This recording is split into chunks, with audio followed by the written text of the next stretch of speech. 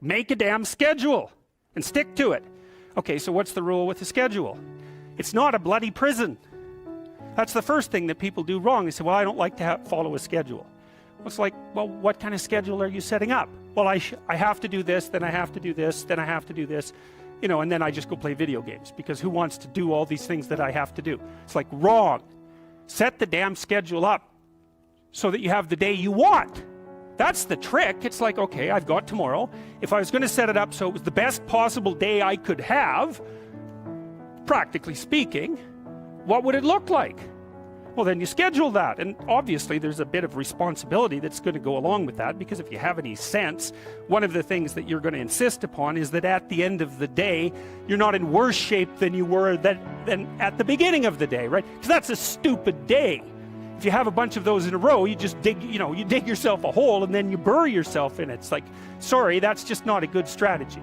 It's a bad strategy. So maybe 20% of your day has to be responsibility and obligation, or maybe it's more than that, depending on how far behind you are.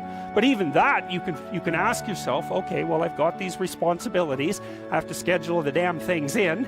What's the right ratio of responsibility to reward? And you can ask yourself that, just like you'd negotiate with someone who is working for you. It's like, okay, you got to work tomorrow. Okay, so I want you to work tomorrow. And you might say, okay, well, what are you going to do for me that makes it likely that I'll work for you? Well, you could ask yourself that, you know.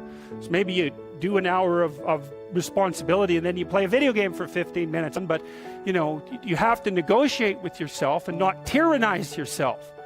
Like you're negotiating with someone that you care for, that you would like to be productive and have a good life. And that's how you make the schedule. It's like, and then you look at the day and you think, well, if I had that day, that'd be good. Great. You know, and you're useless and horrible, so you'll probably only hit it with about 70% accuracy, but that beats the hell out of 0, right? And if you hit it even with 50% accuracy, another rule is, well, aim for 51% the next week, or 50.5% for God's sake, or because you're going to hit that position where things start to loop back positively and spiral you upward. And so that's one way that you can work on your conscientiousness, is plan a life you'd like to have. And you do that partly by referring to social norms, but the other way you do that is by having a little conversation with yourself about, as if you don't really know who you are, because you know what you like. You won't do what you're told. You won't do what you tell yourself to do. You must have noticed that. It's like you're a bad employee and a worse boss, and both of those work, you know, for you. You don't know what you want to do, and then when you tell yourself what to do, you don't do it anyways. You should fire yourself and find someone else to be.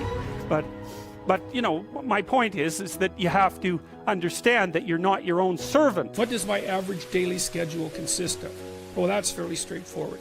I get up around somewhere between 6 and 8, and then I work till 10. As hard as I can, flat out, every single day. 내가 고작 이러려고 그 고생을 했나 싶기도 하고.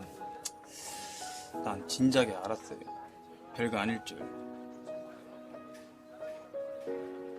그래요? 근데 왜 그 고생을 하셨어? 난 솔직히 더 많은 여자랑 자려고 한 거예요. 예? 아무래도 현감이면은 그 고을 웬만한 여자들은 다 잘 텐데. 저는 인생 목표가 뚜렷해요. 이게 제일 좋아요. 그 외에는 아무것도 관심이 안 가요. 아주 뚜렷하시네, 간단하시고. I wonder if I could take a second run.